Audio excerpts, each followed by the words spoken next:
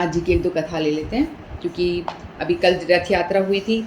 हम सब लोगों ने देखा होगा, टीवी पे भी देखा होगा, भगवान जी जो हैं वो एकदम से स्वस्थ हो जाते हैं। जो तीन होते हैं, भगवान के तीन भाई बहन हैं, सुभद्रा जी, बलराम जी और भगवान कृष्ण स्वयं जगन्नाथ जी के फॉर्म में हैं। तो सुभद्रा जी कहती हैं भगवान से कि अरे बहुत दिन हो गए, अब तो 15 दिन हो गए घर के अंदर बैठे बैठे थक गए हैं, हम क्यों ना बाहर जाके ज़रा घूम करके आएँ। तो फिर वो रथ यात्रा जो होती है इस फॉर्म में निकलती है, रथ यात्रा निकलती है। तो भगवान कहते ठीक है, और फिर वो निकलते हैं, गुंडीचा मंदिर जाते हैं। गुंडीचा मंदिर को जो हमने बताया ना, वृंदावन का भाव कहा गया है। यहाँ भगवान द्वारका में हैं, ऐश्वर्य भाव में हैं कृष्ण, द्वारका वाले कृष्ण के भाव में। कृष्ण भी अलग अलग होते हैं, वृंदावन के कृष्ण अलग होते हैं, वो बिल्कुल मज़े करते रहते हैं, बांसुरी बजाते रहते हैं, गोपियों के साथ खेलते रहते हैं। जो द्वारका वाले कृष्ण हैं वो एकदम ऐश और आराम में रहते हैं, राजा की तरह सूट बूट लगा के, सोने के पूरे आभूषण से युक्त होकर के वो ऐश्वर्य फॉर्म में रहते हैं, राजा वाले फॉर्म में।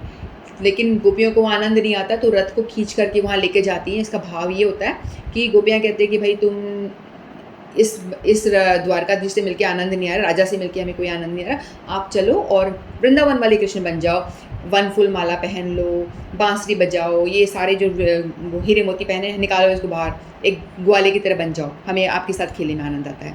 तो ऐसा भाव होता है। तो कल वो भगवान को खींच करके लेकर जाते हैं वो लोग वृंदावन। अब वृंदावन ये नहीं, गुंडीचा मंदिर, उसको सुंदराचल भी कहते हैं, सुंदराचल भी कहते हैं। वो जगन्नाथपुरी में ही वृंदावन भी है और द्वारका भी है, मतलब ऐसा डिपिक्ट करता है। फिर वहाँ भगवान 7 दिन रहेंगे, फिर बाद में भगवान लौट के दोबारा से अपने श्री मंदिर में आ जाएंगे। तो एक छोटी छोटी एक कथा सुनाती हूँ मैं। एक बार एक बुढ़िया माँ होती है। जो बुढ़िया माँ होती है ना, वो चल कैमरा ऑन कर। तो बूढ़ी माँ होती है, उनका नाम कुछ लींडी माता कुछ ऐसे होता है। तो बुढ़िया माता होती है जगन्नाथपुरी में। तो उसको वो भगवान की भक्ति करती थी ऐश्वर्य भाव, नहीं वात्सल्य भाव से करती थी, वात्सल्य भाव से, यानी भगवान जगन्नाथ भगवान को अपना बेटा मानती थी। तो वो क्या करती, वो देखती कि भगवान को पूरे दिन भोग लगता है ना, भगवान को पूरे दिन भोग लगता रहता है, एक भगवान के हाथ सूखते नहीं उससे पहले दूसरा भोग आ जाता है। तो वो बुढ़िया माँ जो होती है, उनको लगता है कि अरे मेरा बेटा है, इतना सारा खाना खा रहा है, पूरे दिन इतना खाना खा रहा है, कभी एक भोग खा रहा है फिर दूसरा भोग खा रहा है, खाते खाते इसका पेट खराब हो जाएगा। तो उसके मन में ऐसा भाव आता है।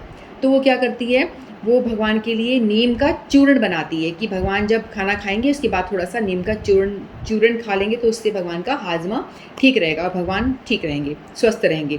नहीं तो भगवान कैसे डाइजेस्ट करेंगे, भक्त लोग तो एक के बाद खिलाए जा रहे। तो वो क्या करती है, नीम का चूर्ण बना करके जगन्नाथ मंदिर में आती है।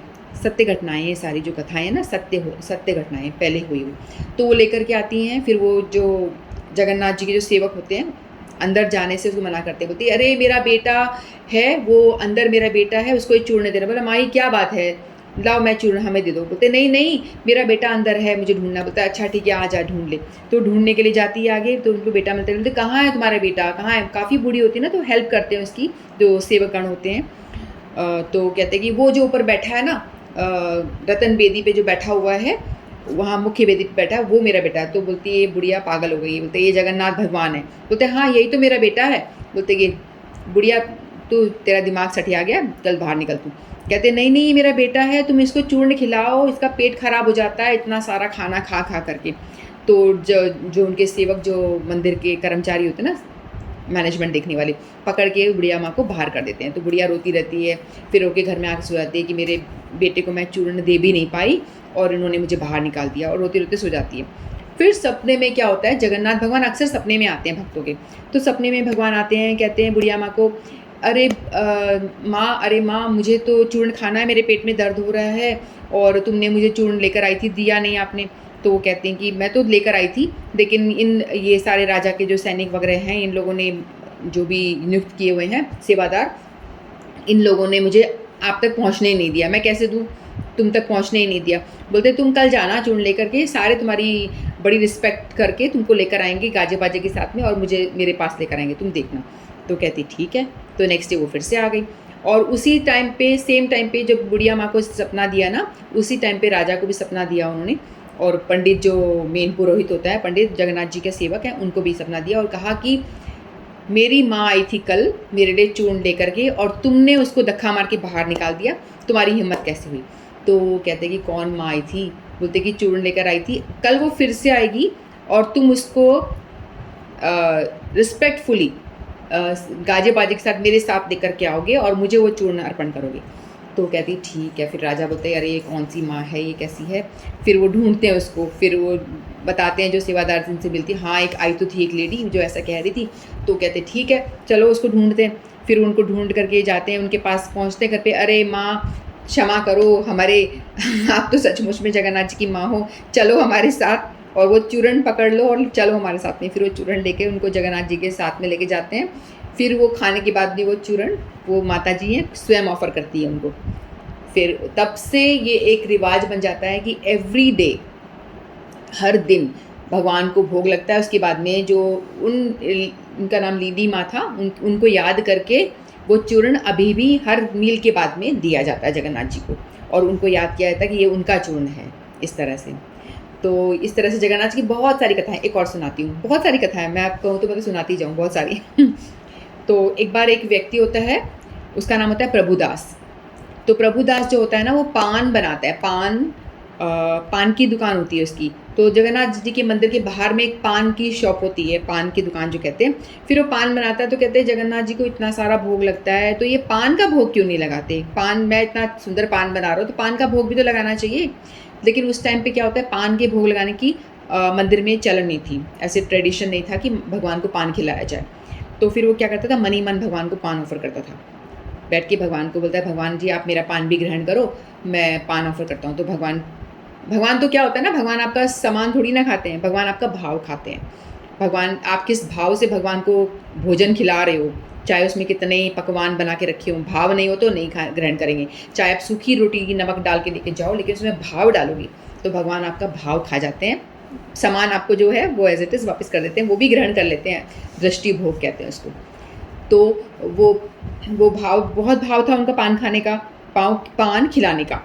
तो फिर क्या होता है, एक व्यक्ति दूसरा होता है, एक प्रभुदास ये जो पान वाले का नाम होता है, फिर दूसरा जो व्यक्ति होती है उसका नाम कुछ क्या नाम था, बलराम दास। तो बलराम दास एक व्यक्ति था, वो वहीं पे दर्शन करने मंदिर में आता जाता था।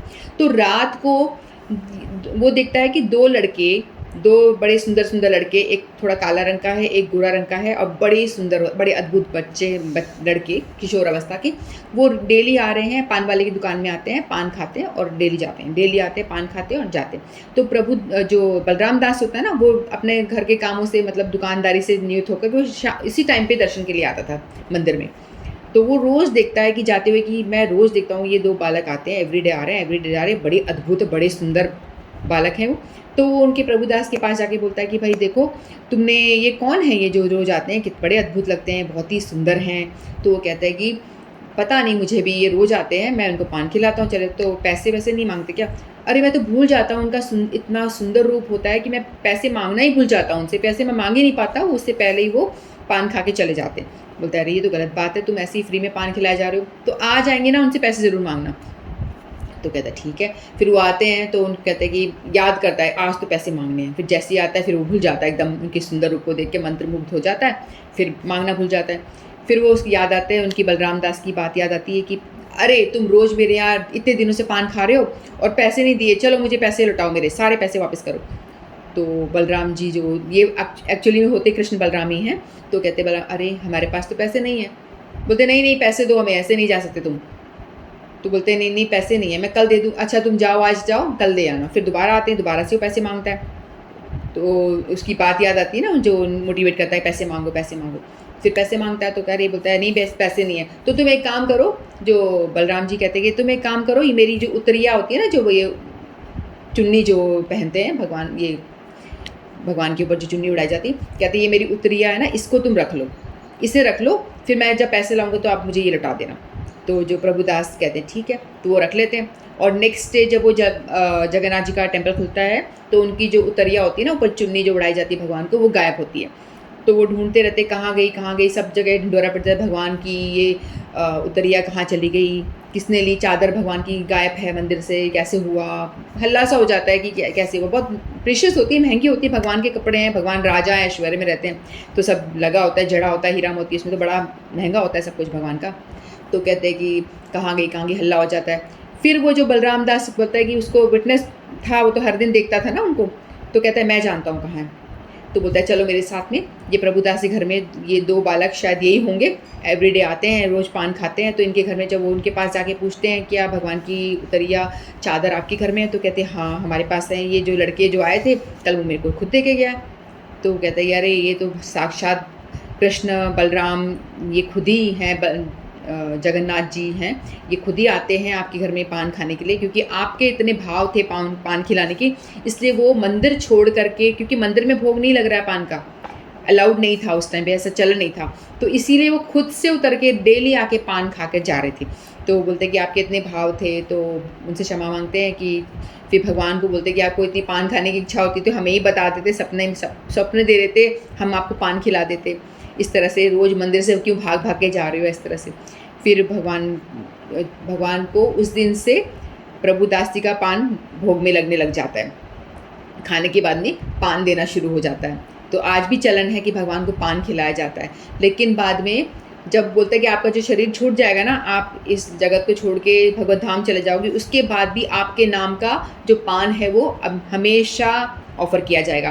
तो प्रभुदास जी का पान को याद करते हुए आज भी भगवान को, जगन्नाथ भगवान को, एक तो माँ वो लिंडी माता का चूर्ण खिलाया जाता है उनको याद करके, और ये पान खिलाया जाता है इनको याद करके। तो इस तरह से वो चलन स्टार्ट हुआ। तो जगन्नाथ भगवान जो होते हैं बहुत रेसिप्रोकेट करते हैं, आपके भाव को वो रिस्पॉन्ड देते हैं। ऐसी बहुत सारी कथाएँ, ऐसी खिचड़ी का भी आता है, कर्माबाई की खिचड़ी, वो हम कर लेंगे क्योंकि बहुत ज़्यादा टाइम हो जाएगा।